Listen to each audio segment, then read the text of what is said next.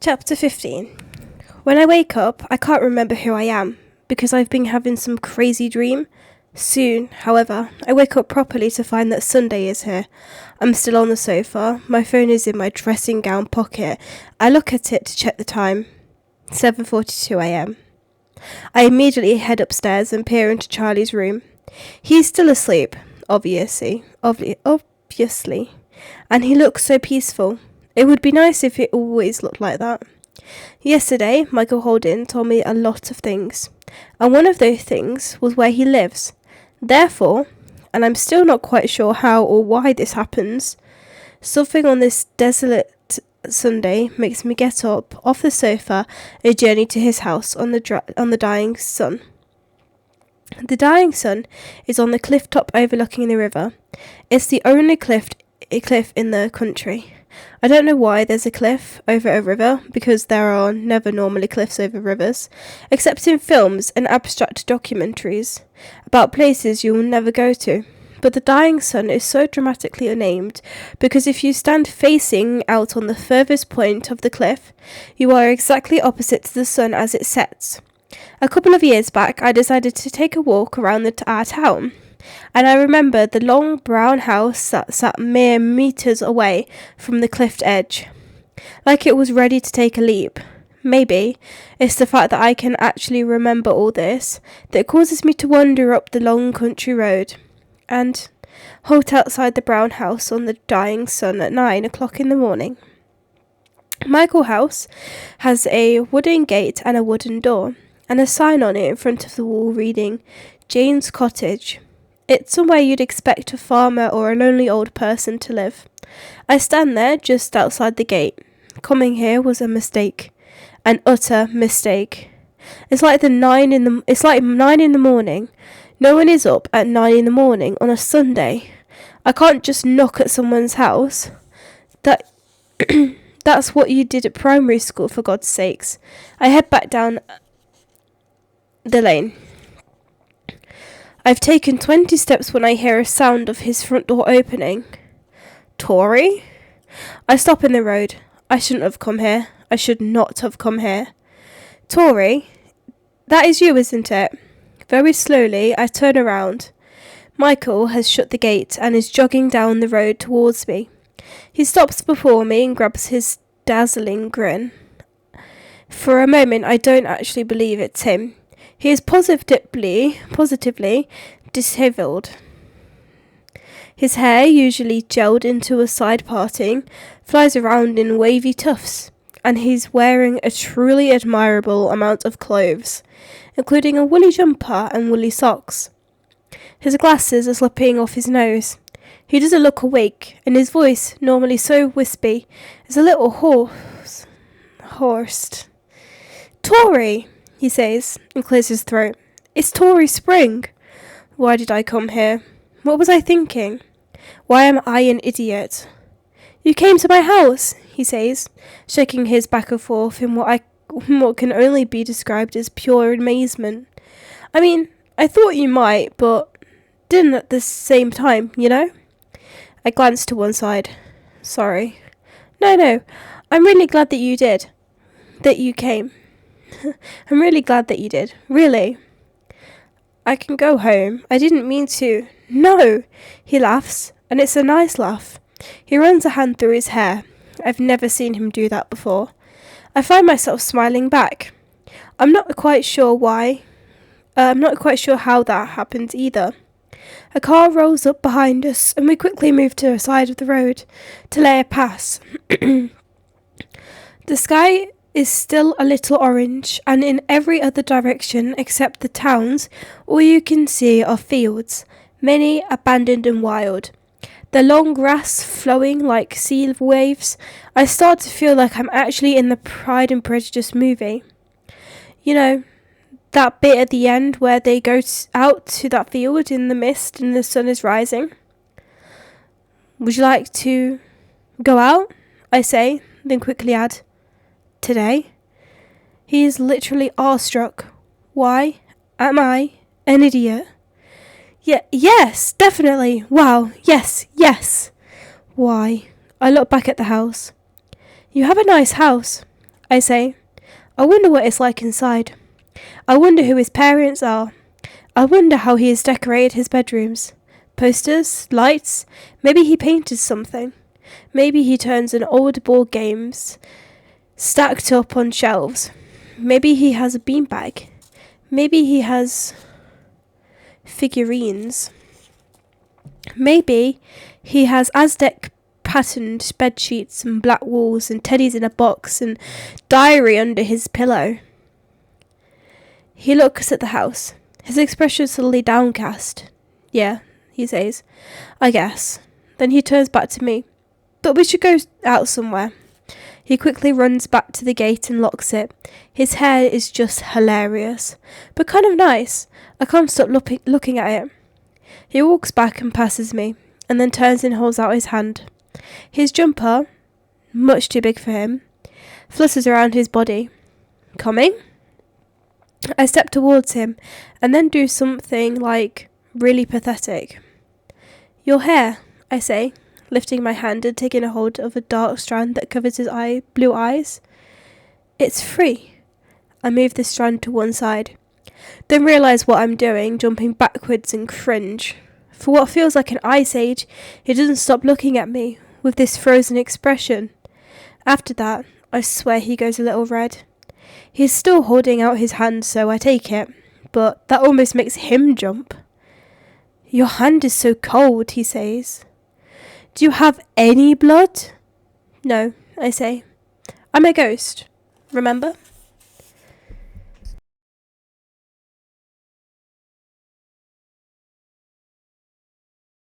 "16. Something is different in the air as we stroll down the road. We are hand in hand, but definitely not in a romantic way. Michael's face spins round and round in my mind, and I come to the conclusion that I do not know the boy walking next to me. I do not know him at all. Michael takes me to a cafe in the town named Café Revere. It's next to the river hence the unoriginal name, and I have been here many times before. We are the only people there apart from the elderly French owner sweeping the floor, and we sit at the table with a gingham tablecloth and a vase of flowers by a window. Michael drinks tea. I eat a croissant. Dying, though. I don't know why to make a conversation. I start with, so, why'd you change schools? The immediate look on his face tells me that this was not a casual question that I had intended it to be. I cringe. Oh, sorry, that was nosy. You don't have to answer. For several long moments, he continues to drink the tea. Then he puts down the cup and stares into the flowers behind us. No, it's fine. It's not too important, he chuckles to himself, as if remembering something. I didn't get on too well with the people there. Not teachers, not students. I thought a change of scene might do me some good. I thought maybe I'd get along better with girls or something stupid like that. He shrugs and laughs. But it's not a funny laugh. It's a different sort of laugh. Nope. Obviously. My personality is far too fantastic for any gender to handle. I don't know why, but I sort of feel quite sad. It's not my normal type of sad, the unnecessary and self-inflicted pity party sort of sad. But it's a sad that's kind of projected outwards. You should be on Waterloo Road or Skins or something, I say. He laughs again. Why is that? Because you're... I finish my sentence with a shrug, and he replies with a smile. We are silent for several more moments. I eat. He drinks. What are you doing next year? I ask. It's a bit like I'm giving him an interview, but for once, I've got this odd feeling like I'm interested. University? He absently folds his cup. No, yeah, no, I don't know. It's too late now anyway. The deadline was yesterday. How am I supposed to decide on a university course? Most of the time at school, I can't even decide which pen to use. I thought our school, makes you apply to uni in year 13, or at least apprenticeships and stuff, even if you don't accept the place in the end. He raises his eyebrows. You know, school can't really make you do anything. The truth of this statement is like a punch in the face. But why didn't you apply to a few unis anyway? Just in case you decide you want to go. Because I hate school. This is quite loud. He starts to shake his head. The idea of having to sit in a chair for 3 years and learn the stuff that isn't going to help me in life literally disgusts me. I've always been crap at exams, and I always will be, and I hate that everyone thinks that you have to go to university to have a decent life. I sit there dumbstruck. We say nothing for a minute or so before he finally meets my eyes. I'll probably just stick with sports, he says, calm again, with a sheepish grin. Oh, right. What do you play? Huh? What sports do you play? I'm a speed skater. Wait, what? I'm a speed skater. Like racing? On ice? Yep. I shake my head. It's like you just picked the most random sport. He nods in agreement. I guess it is. Are you any good? There's a pause. I'm okay, he says. It has started to rain. The drops fall on the river, water meeting water, and trickle down the window like the glass is crying. Being a skater would be pretty cool, he says. But, it's hard. Things like that are hard. I eat a bit more croissant. It's raining. He leans on his hands. If the sun came back out, there'd be a rainbow. It'd be beautiful. I look out of the window. The sky is grey. There doesn't need to be a rainbow for it to be beautiful.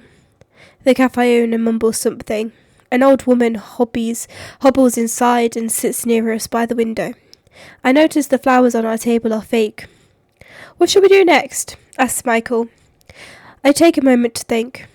They're playing The Empire Strikes Back at the cinema this afternoon, I say. You're a Star Wars fan? I fold my arms. Is that surprising? He looks at me. You're very surprising. In general. Then his expressions change. You're a Star Wars fan, he says. I frown. Yeah? And you can play the violin? Yeah? Do you like cats? I start to laugh. What in the name of fuck are you talking about? Humour me for a moment. Fine. Yeah, cats are pretty fabulous. And what's your opinion about Madonna and Justin Timberlake? Michael is a very strange person, but this conversation is advancing more and more towards the insanity line. Yeah, some of their songs are good, but please tell me what you're talking about. I'm starting to worry for your mental health. Solitaire.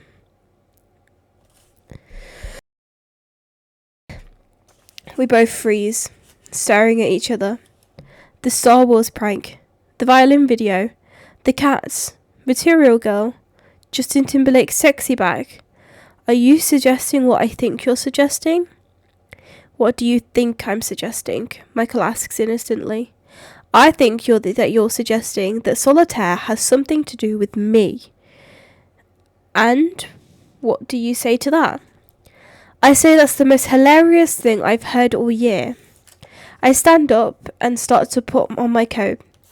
I'm literally the dullest person on the face of the earth. That's what you think. Instead of arguing further, I ask, why are you so interested in them? He pauses and leans back again. I don't know. I just get curious about stuff, I want to know who's doing it, and why. He chuckles. I have a pretty sad life as it is. It takes a few seconds for the full impact of his final line to reach me. It's the first time I've heard Michael Holden say something like that. Like something I would say. Hey, I say. I nod at him earnestly. So do I. Before we leave the cafe, Michael buys the old woman a pot of tea. Then he takes me to the ice rink to show off how fast he can skate. It turns out he's BFF with every single staff member. He high-fives them all the way in, and then insists on high-fiving me as well, which is kind of weird, but also makes me feel sort of cool. Michael is an insane skater. He doesn't skate past me. He flies, and everything slows, and I watch his face turn towards me, and this smile, his smile, stretches outwards, and then he just vanishes, leaving only dragon breath. In comparison, fall over 7 times. After I've been wobbling around on the ice for quite some time, he decides to take pity and skate with me. I clutch his hands, trying not to fall flat on my face, as he skates backwards, pulling me along and laughing so hard at my concentration face that tiny tears emerge out of the corners of his eyes. Once I get the hang of things, we figure skate around the rink to Radio People by Zapp, an unrated 80s jam, and coincidentally, my favourite song from Ferris Bueller's Day Off. On the way out, after an hour or so, he shows me a picture of him on the skating club board, age 10, holding a trophy above his head. There's no one in town apart from a few oldies, sleeping Sunday. We visit all the antique shops, I play on the second-hand violin, and I manage to make a surprisingly large number of pieces. Michael joins in on the piano, and we jam into the shop's owners decided we're too annoying, and chuck us out. In another shop, we find this amazing kaleidoscope. It's wooden and slides outwards like a telescope, and we take it in turns gazing at the patterns until Michael decides to buy it. It's expensive too. I ask him why he brought it. He says, because he didn't like the thought of no one ever looking into it. We walk along the river and throw stones in it, and play pool sticks on the bridge. We go back to the Cafe Revere for a late lunch and more tea for Michael. We go to the cinema to see Star Wars The Empire Strikes Back, which, of course, is excellent. And then we hang around to watch Dirty Dancing, because apparently it's back to the 80s day. Dirty Dancing is a very stupid film. Midway through the film, I get another message on my blog. Anonymous. Thought for the day. Why do people leave newspapers on trains? I show this one to Michael. What a fantastic question, he says. I fail to see how it's fantastic. I fail to see how it's a fantastic question, so I delete it, just like I did the other one. I don't know what time it is, but it's getting dark now. We go back to the dying sun. A little further along the cliff is Michael's house, glowing against the sky. This cliff top really is the best place in the world, the best end of the universe. We balance on the edge, letting the wind flow past our ears. I dangle my legs off after some persuasion. So does he. The sun's setting, he says. The sun also rises, I say, before I stop myself. His head turns like a robot. Say that again. What? Say that again. Say what? What you just said. I sigh. The sun also rises. And who wrote that? And who, might I ask, wrote that? I sigh again. Ernest Hemingway. He starts shaking his head. You hate literature. You hate it. You can't even bring yourself to read Pride and Prejudice. Name 3 other Hemingway novels. Really? You're going to ask me to do that? He smiles. I roll my eyes. For Whom the Bell Tolls, The Old Man and the Sea, A Farewell to Arms. His mouth opens in astonishment. It's not like I've read any of them. No, I'm going to have to test you. Jesus. Who wrote The Bell Jar? Don't pretend you don't know it's spring. That's the first time he's called me my surname only. I'm not sure what this says about our relationship. Fine. Sylvia Plath, who wrote the Cather in the Rye. J.D. Slanger. You're giving me really easy ones. Okay then. Who wrote Endgame? Samuel Beckett. A Room of One's Own. Virginia Woolf. He gives me a long look. The Beautiful and Damned. I want to stop myself from saying the answers, but I can't. I can't lie to him. F. Scott Fitzgerald. He shakes his head. You know all the names of books you haven't read but you haven't read a single one. It's like it's raining money, but you refuse to catch a single coin. I know that. If I persisted past the first few pages, I would probably enjoy some books, but I don't. I can't read books because I know that none of it is real. Yeah, I'm a hypocrite. Films aren't real, but I love them. But books, they're different. When you watch a film, you're sort of an outsider looking in. With a book, you're right there. You are inside. You are the main character. A minute later, he asks, Have you ever had a boyfriend, Tori? I snort. Clearly not. Don't say that. You're a sexy beast. You could easily have a boyfriend. I'm not a sexy beast in any way whatsoever. I sigh. I don't need a man. I'm single and thriving. This actually makes Michael laugh so hard that he's rolled over and hides his face in his hands, which makes me laugh too. We continue laughing hysterically until the sun is almost completely gone. Once we calm down, Michael lies back in the grass. I hope you don't mind me saying, but Becky doesn't really seem to hang around with you much at school. I mean, if you didn't know, you wouldn't have guessed that you were best friends. He looks at me. You don't really talk to each other very much. I cross my legs. Another sudden topic change. Yeah, I don't know. Maybe that's why we are best friends. Because we don't need to talk to each other anymore. Don't need to talk much anymore. I look back at him, stretched out. His arms is laid over his forehead, and hair is splayed out in the back, and the remaining light swirls in kaleidoscope shapes in his eyes. I look away. She has a lot more friends than me, I guess. But that's all right. I don't mind. It's understandable. I'm quite boring. I mean, she'd have a really boring life if she just hung around with me all the time. You're not boring. You're the epitome of not boring. Pause. I think you're a really good friend, he says. I turn again. He smiles at me, and it reminds me of his expression on the day we met. Wild. Shining. Something not quite reachable about it. Becky is really lucky to have someone like you. I would be nothing without Becky, I think. Even though things are different now, sometimes it makes me tear up, thinking about how much I love her. It's the other way around, I say. The clouds have mostly cleared up now. The sky is orange in the horizon, leading up to a dark blue above our heads. It looks like a portal. I start thinking about the Star Wars film we watched earlier. I wanted to be a Jedi so badly when I was a kid. My lightsaber would have been green. I should go home, I say, eventually.